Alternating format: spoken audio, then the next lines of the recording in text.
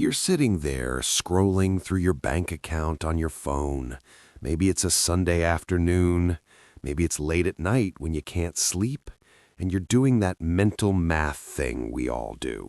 You know what I'm talking about. The thing where you're like, okay, rent is this much.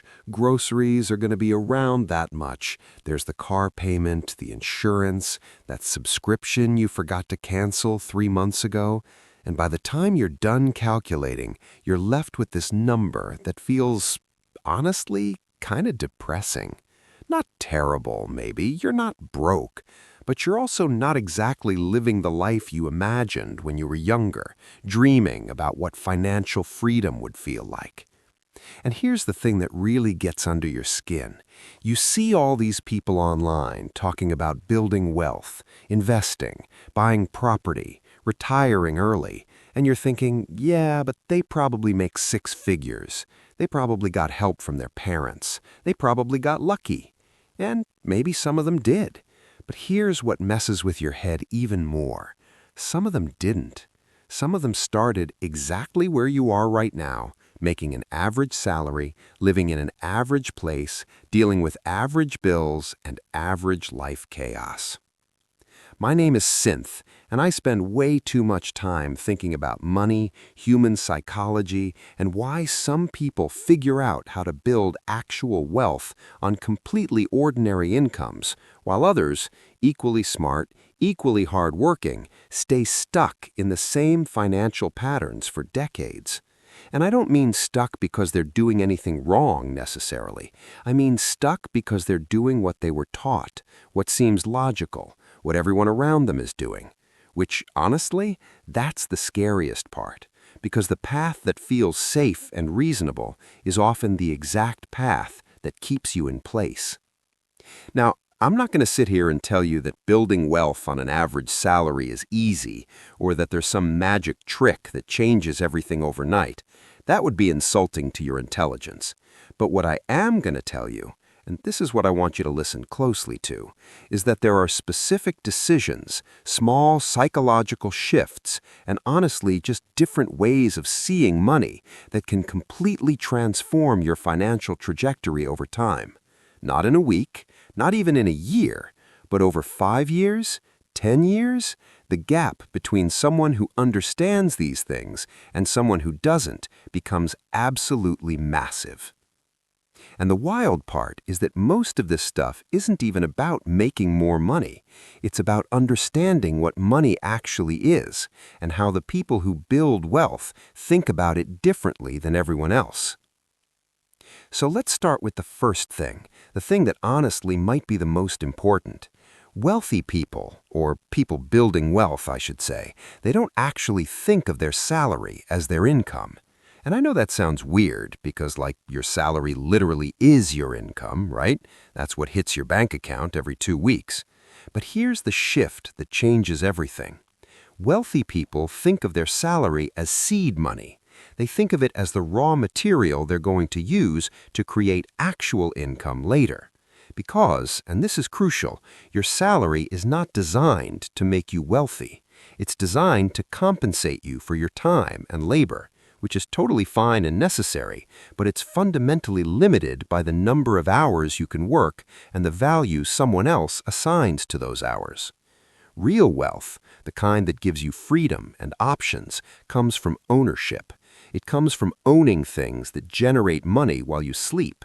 Things like businesses, investments, real estate, assets that work for you. And I'm not saying you need to go out and buy a rental property tomorrow. What I'm saying is that you need to change the question you're asking yourself. Most people ask, how do I pay all my bills with my salary? But the people building wealth ask, how much of my salary can I convert into assets that will eventually replace my salary? See the difference? It's the same money, but it's a completely different mindset. One is playing defense, just trying to survive each month. The other is playing offense, trying to build something that compounds over time. Let me give you a real example. Let's say you make $50,000 a year. That's pretty average in a lot of places. After taxes, you're probably taking home around $38,000 to $40,000. Most people at that income level are thinking, okay, I need to cover rent, food, transportation, some entertainment, maybe save a little if there's anything left over. And there's usually not much left over, right? But here's what someone with a wealth-building mindset does differently. They reverse engineer their expenses around a specific savings target. They decide up front, I'm going to save and invest 15% of my income no matter what, which in this case would be about $500 a month. And then they build their entire lifestyle around the remaining 85%. They're not asking, can I afford to save? They're asking, what kind of life can I build with what's left after I've paid my future self? Now, I know what some of you are thinking. You're thinking, Nick, I can't just magically save $500 a month. And I hear you. But here's the uncomfortable truth. For a lot of people, the reason they can't save isn't actually about the math. It's about the choices they're making without realizing their choices. It's the $1,200 apartment when they could find something decent for $900. It's the $600 car payment on a new SUV when they could drive a reliable used sedan for $300. It's the daily coffee shop runs, the constant DoorDash orders, the streaming services they barely use. And look, I'm not judging any of this, but every single one of those things is a choice to prioritize current comfort over future freedom. And that's fine if it's conscious, but most of the time it's not. Most of the time, people are just living on autopilot, spending what's in front of them, and then wondering why they never get ahead. Here's another thing. The difference between poor financial decisions and good financial decisions often comes down to about 3 seconds of thinking. Just 3 seconds. That's the gap between impulse and intention. You're at Target, you see something that's kinda cool, and you either grab it immediately or you pause for just a moment and ask yourself, do I actually need this or do I just want it right now? That tiny pause is where wealth gets built or lost. Because building wealth isn't about one big dramatic decision. It's about making slightly better decisions than the people around you over and over again until the compound effect becomes undeniable. Let me tell you about something I call the invisible lifestyle creep problem, because this one sneaks up on basically everyone. So you're making, let's say, $45,000 a year. Life's tight, but you're managing. Then you get a promotion and suddenly you're making $55,000. That's a $10,000 raise, which sounds amazing. But here's what happens to most people. Their lifestyle immediately expands to fill that extra space. They move to a nicer apartment, they upgrade their car, they start eating out more, and within a few months, that $55,000 feels just as tight as the $45,000 did. They're making more money, but they're not getting any wealthier. They're just spending more. And this pattern repeats at every income level. People making $100,000 often feel just as financially stressed as people making $50,000 because their lifestyle scales perfectly with their income. But the people who actually build wealth do something different. When they get that $10,000 raise, they save or invest $8,000 of it and maybe let themselves enjoy an extra $2,000. They consciously resist the lifestyle creep. And I know that sounds boring, but here's the thing. There's a different kind of satisfaction that comes from watching your net worth grow, from feeling the security of having investments that are compounding, from knowing that you're building something that will eventually give you choices. That feeling outlasts the temporary high of a nicer car or a bigger apartment. Now let's talk about debt for a second. Most people think of debt as just this neutral thing or even a necessary evil, like, oh, everyone has car payments, everyone has credit card balances. But wealthy people think about debt in a fundamentally different way. They see debt as something that either accelerates wealth or destroys it. Debt that buys appreciating assets or generates income, like a mortgage on a rental property, that's potentially good debt. But debt that buys depreciating assets or consumables, like a car loan, a credit card balance for restaurants and clothes, that's actively working against you. It's pulling you backward. And here's why this matters. Interest is either your best friend or your worst enemy, depending on which side of it you're on. When you're paying interest on consumer debt, you're paying for past consumption. You're literally paying money for things you've already used up and forgotten about. But when you're earning interest or investment returns, you're getting paid for patience. Same mechanism, completely opposite outcomes. I want to share something that honestly took me way too long to understand. Time horizons. Most people make financial decisions with very short time horizons. They're thinking about the next few weeks, maybe the next few months. But wealth gets built when you start making decisions with longer time horizons, when you start thinking in terms of years and decades instead of weeks and months. Here's what that looks like practically. Let's say you're 30 years old and you start investing $400 a month into a simple index fund. Nothing fancy, just consistent investments every month. At a 7% average return, you'd have about $500,000 by the time you're 60. $500,000 from $400 a month. But here's what makes this so powerful. Most of that money isn't from your contributions. You'd have put in about $144,000 over those 30 years.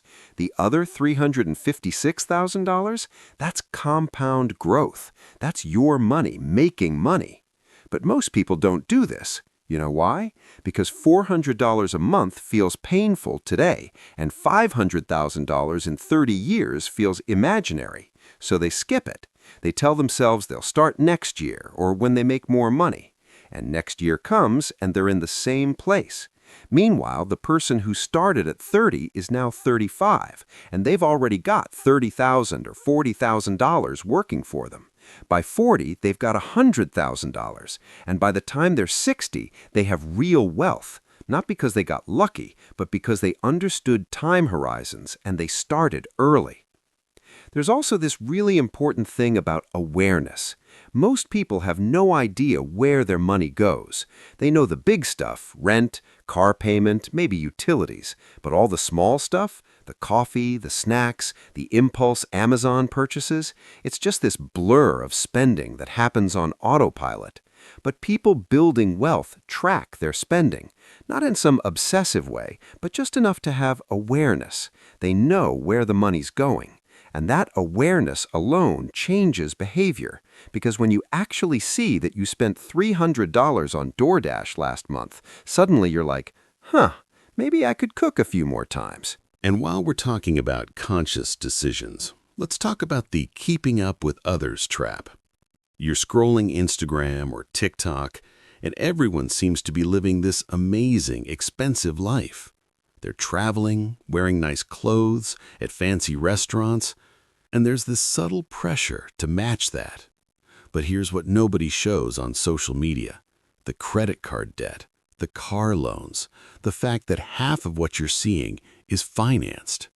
And this is one of the biggest obstacles to building wealth: spending money you don't have to impress people you don't even like.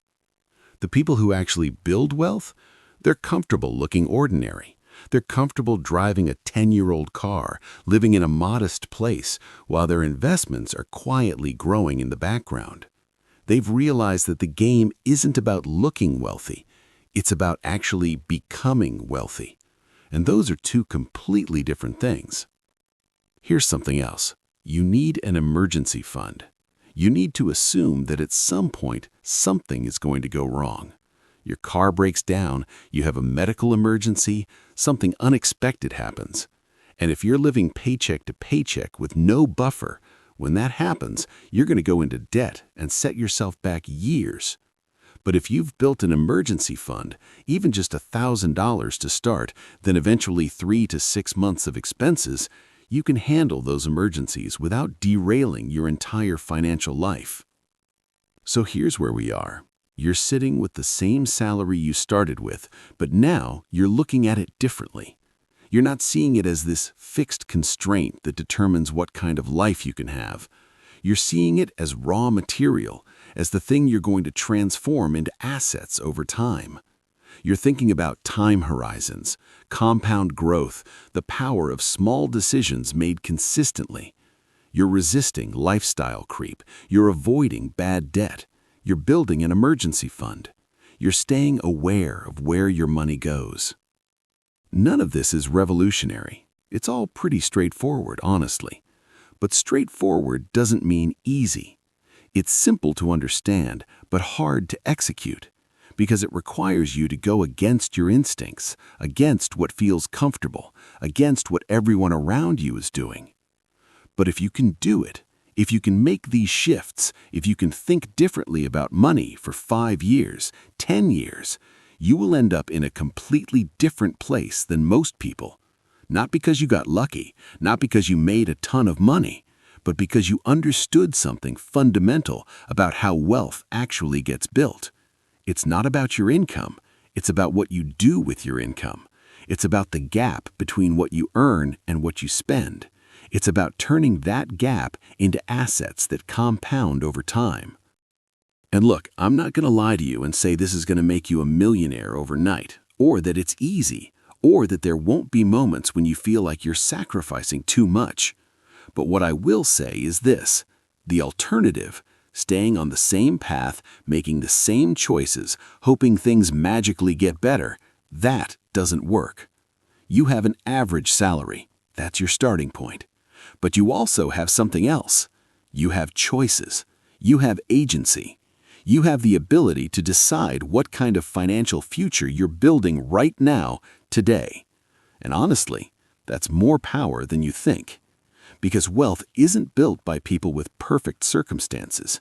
It's built by people who make better decisions, consistently, over time. That's it. That's the whole secret. So listen closely to this. You're not stuck.